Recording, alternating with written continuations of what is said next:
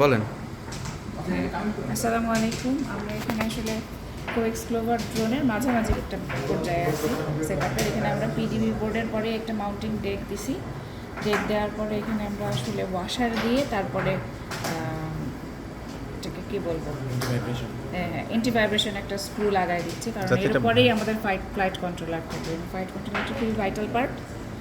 ওটা যাতে প্রচণ্ড গতিতে ওড়ার সময় এবং হাই অ্যালটিটিউডে ঠিকমতো পারফর্ম করতে পারে এবং কোনো ম্যাল ফাংশন না হয়, সেই জন্য আমরা এখানে যে এই ডেক বোর্ডের উপরে একটা ওয়াশার ইউজ করে তারপরে এই অ্যান্টি ভাইব্রেশন স্ক্রুটাকে এখানে দিলাম। এটা আসলে ম্যানুয়ালে আমরা সরাসরি এভাবে পাইনি, কিন্তু সাপোর্টিভ ভিডিও থেকে আমরা ভিডিওতে আছে না, ও মেবি কারণ আমি এই জিনিসটা নোটিস করি নাই। এবং আমরা তারপরে এটাকে যে ফ্লাইট কন্ট্রোলটাকে এখানে বসাই দেওয়ার পর আবার এই জায়গাটায় আমাদের হচ্ছে নাট দিয়ে আটকায় দিতে হবে। রাবারি টাইপের নাট আছে, যদি আমি আটকে দিতে হবে।